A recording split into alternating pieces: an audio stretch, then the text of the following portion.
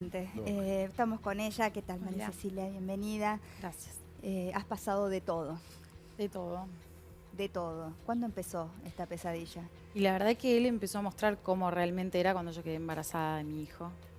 Me Y impresiona cómo cada vez que escuchamos relatos así de mujeres que han vivido situaciones de violencia, todo empieza con los embarazos. sí, No dejo de sorprenderme. Antes de eso no había habido ningún signo no, de violencia, nada. no. Al contrario, mostró ser otra persona totalmente diferente. Creo que todos hacen lo mismo igual. Es una patología bastante normal en esta clase de personas.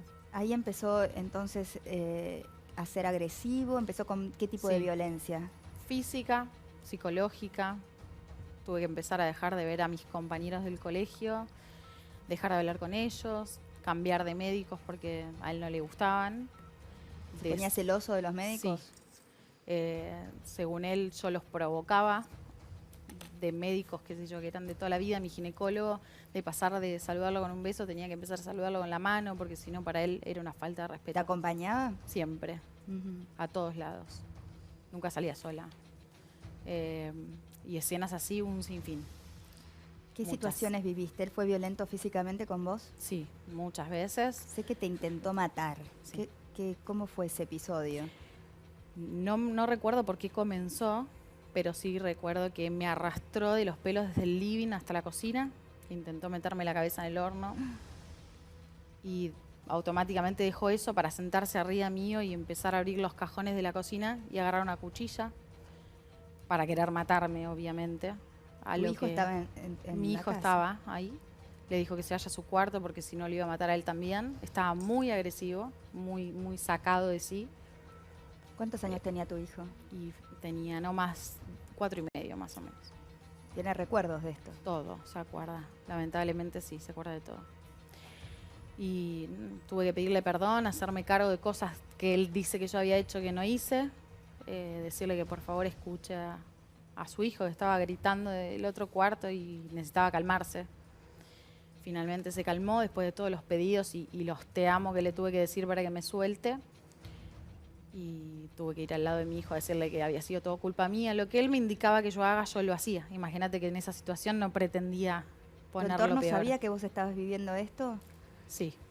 Pasa que fueron muchas idas y vueltas. Él es una persona sumamente manipuladora. Sí, claro. Y era irme a la casa de mi madre para volver porque él me buscaba y me pedía perdón y que todo iba a cambiar y todo lo que te dicen siempre y que una cree y comete el error de creer que una lo puede cambiar. ¿Cuándo dejaste de creer? Esa vez. En realidad muchas veces dejé de creer. Lo que pasa es que la situación en la casa de mi mamá también es un poco difícil. Mi hermano mayor tiene esquizofrenia y quizás vivir ahí con mi hijo no era lo mejor. Entonces volvías. Y volvía. Aún con el peligro, ¿no? De estar viviendo con alguien así de violento. ¿Cuándo lo denunciaste por primera vez? Muchas veces lo denuncié. Lo que pasa es que la justicia en Quilmes no es justicia. Muchas veces fui a denunciarlo y la propia gente que me tomaba la denuncia me decía, bueno, no es para tanto. Bueno, para esto viniste, se me enfría el mate. Y entonces ¿Así te trataban cuando ibas a denunciar? Mismo en la comisaría de la mujer. Así. ¿Qué no era para tanto, por ejemplo? Lo que me estaba pasando, comentándole que quizá me tenía que dar explicaciones de por qué saludaba a tal o cual persona, o el moretón que me había dejado porque me agarró el brazo, porque me empujó, o me llevó de los pelos por toda la vereda donde vieron todos los vecinos donde vivía lo que me hacía. Cada vez que vos lo denunciabas, él te contradenunciaba, sí, ¿no? siempre. ¿Y qué decía, por ejemplo? ¿Cuáles eran las Que yo le pegaba a él, imagínate, a una persona de 1,90 m le pegaba yo, que yo era agresiva, que nada, todo lo contrario de lo que yo decía, siempre. Me ha denunciado diciendo que yo abusaba de mi hijo, que lo vestía de mujer. ¿Eso dijo? Con tacos y corpiños armados, tuve que llevarlo a pericias psiquiátricas, todo para seguir violentándome. ¿Y es verdad que te drogaba? Sí. ¿Cómo era eso? Se ofrecía normalmente a la noche a hacerme algún té con leche y yo sentía que la comida estaba amarga y él adjudicaba que la leche tenía ese gusto amargo porque la calentaba en el microondas. La verdad es que nada, no le di mayor importancia a lo que me decía hasta que una vez encontré una pastilla dentro de una torta helada. Le pregunté qué era eso y me lo confesó. A mí sí, me lo dijo. Me dijo que me dormía para estar conmigo porque obviamente yo no quería tocarlo. O sea, para tener relaciones. Sí. ¿Te violaba? Sí. Con dormicum de 10 miligramos. Sí. No puedo creer. ¿Lo sospechabas vos esto? Algo raro en su querer hacerme algo de tomar. Claro, en el gesto sí, cariñoso de... Sí. Pero nada, no era tan asombroso todo lo que estaba Empezaste a haciendo. normalizar Sí. lo increíble, ¿no? Porque esto no se puede normalizar de ninguna manera. No. Es más, yo tuve la oportunidad de denunciar eso, de denunciar que me violaba, y la comisaría primera de Quilmes, la persona que me tomó la denuncia, que ahora no recuerdo, me dijo que eso no era una violación porque él era mi pareja y no me quiso tomar la denuncia. ¿Cuándo fue eso, más o menos? Y ¿Hace fue cuántos años? Y ya más de 5. Ha cambiado un poco, ¿no? Me parece esa mirada. Ojalá esté cambiando. Creo que todo lo que está pasando, la valentía de muchas mujeres como vos que cuentan sus casos, hace Sí. que no solamente la sociedad tome conciencia, sino ojalá quienes son los responsables de tomar las denuncias, de contener. No saben cómo contener a una persona víctima de violencia. Todavía creo que no, al menos en zona sur es muy distinto a lo que es capital. ¿Vos sentís que no hubo justicia con vos porque él tiene influencias allá? Sí. Sí, porque si no es imposible que salga tan airioso de todo lo que hace. No quiero pasar por alto, hace un año, creo que vos misma habías sacado una nota, una maestra golpeada en Quilmes, que lo habían adjudicado a mí, a mi marido, y eso no fue real.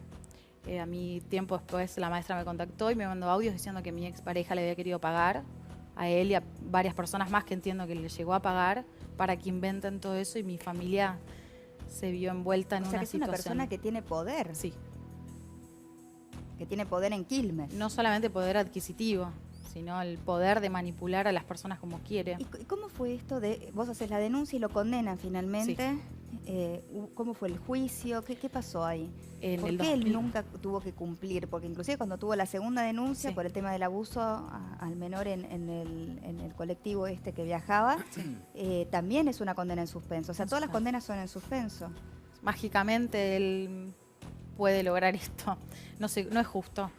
Le dieron 3 años en suspenso porque no era 3 años y un mes, si no hubiese sido efectivo cumplimiento. Claro, porque hasta 3 años. Fueron 3 años en los que él tenía que llevar ciertas pautas de conducta. Tiene una restricción y la verdad que jamás la cumplió porque tiempo después se ha metido hasta el gimnasio donde yo iba, con cámaras de seguridad.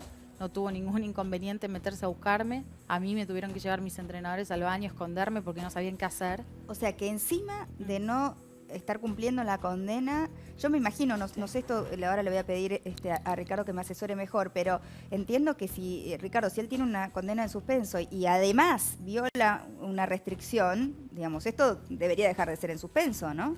En la República Argentina no se pueden tener 2 condenas en suspenso. No. O sea que Es ya ilegal. ya lo que está pasando es ilegal. Sí, no se pueden tener 2 condenas en suspenso. Quisiera convocar a Martín porque él tiene la explicación exacta de lo que pasó para que este señor tenga 2 condenas en suspenso, cosa que, insisto, es ilegal. Es por impericia judicial, Mariana. ¿Por Ajá. qué? Porque a él lo condena la justicia de Quilmes en el año 2016 a 3 años en suspenso. Y en el año 2017 lo condena la justicia de Dolores a 10 meses en prisión condicional, en prisión en suspenso. ¿Saben cuál fue la explicación?